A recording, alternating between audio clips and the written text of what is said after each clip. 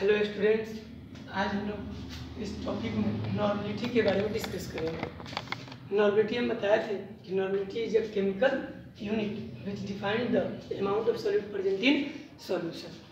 Normality एक chemical unit है जो सॉल्यूशन में प्रेजेंट अमाउंट ऑफ सॉल्यूट को डिफाइन करता है। नॉर्मलिटी का सिंपली डिफिनीशन क्या होता है? नॉर्मलिटी का जो होता है number of gram equivalent of solute, number of gram equivalent of solute present in 1 litre of solution. 1 litre solution में सॉल्यूट का जितना नंबर ऑफ ग्राम इक्विवेलेंट होगा उसको हम लोग क्या कहेंगे? Normality. Normality is denoted by capital N. Normality को किसी से डिनोट करते हैं? कैपिटल एन से। And its unit is gram equivalent per litre. Gram equivalent per litre, इसका यूनिट क्या होता है? Gram equivalent per litre. And it is defined, और इसको किसी से डिफाइन करते हैं? तो number of gram equivalent of solute by volume of solution in litre. Solute का ग्राम इक्विवेलेंट ऑफ सॉल्यूट निकालेंगे और उसमें किसी से डिवाइड कर देंगे? वॉल्यूम ऑफ सॉल्यूशन से। अब इसमें एक वर्ड आया ग्राम इक्विवेलेंट। ये ग्राम इक्विवेलेंट क्या है? अब पढ़े हुइएगा। It is the ratio of mass of solute and equivalent weight of solute. Gram equivalent क्या है? तो रेशियो है किसका? Mass of solute and equivalent weight of solute का। अब मास जो होगा उस मास में इक्विवेलेंट वेट से डिवाइड कर देंगे तो क्या मिल जाएगा? Gram equivalent. फिर बात रहेगी सर ये इक्विवेलेंट वेट क्या होता है? तो ये भी आप 11th के बेसिक में पढ़े हुइएगा। Equivalent weight, equivalent weight is the relative mass of element और metal which react with 1 part of hydrogen, 1 part of hydrogen or 8 part of oxygen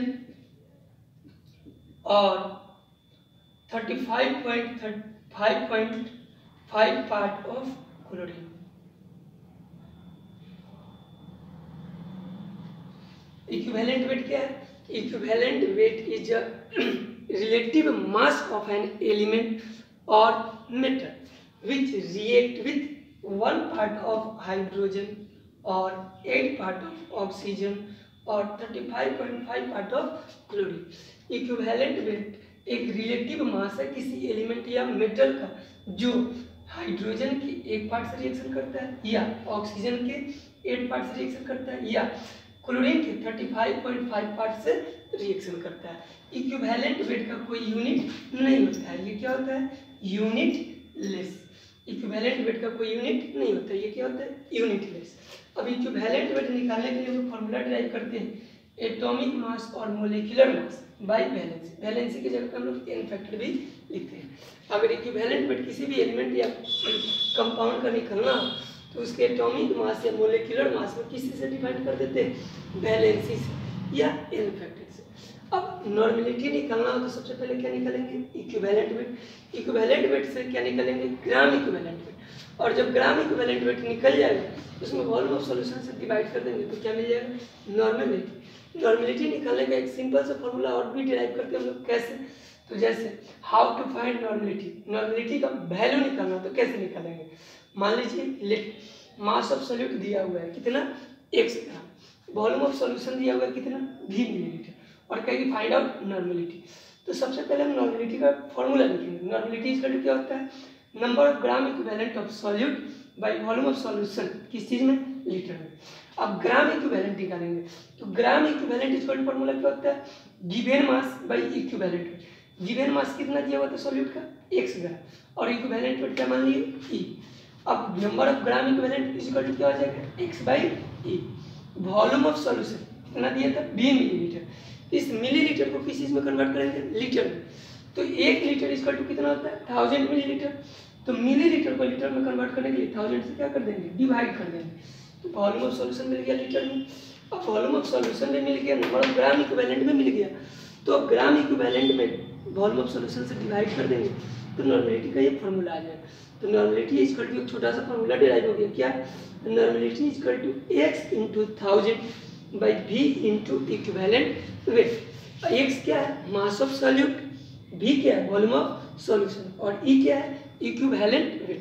अब एक छोटा सा एग्जांपल लेते हैं। जैसे मान लीजिए कि आपको कैल्शियम कार्बोनेट गिवन है और इसका इक्विवेलेंट वेट निकालना है, तो कैल्शियम कार्बोनेट का फॉर्मूला क्या होता है? CaCO3। इस CaCO3 किस चीज में डिसोसिएट करता है? कैल्शियम 2 प्लस और कार्बोनेट -2 में। यहाँ दोनों पे वैलेंसी दिखाई दे रहा है, कितना है? एक का +2 और दूसरे का -2, वैलेंसी इक्वल है, तो यहाँ वैलेंसी हम क्या ले लेंगे? 2। वैलेंसी क्या ले लिए? 2। अब कैल्शियम का क्या निकालेंगे? Molecular mass. तो कैल्शियम कार्बोनेट एक कंपाउंड है जिसमें 3 एलिमेंट है। पहला एलिमेंट है कैल्शियम, जिसका एटॉमिक नंबर होता है 20, मास नंबर होता है 40।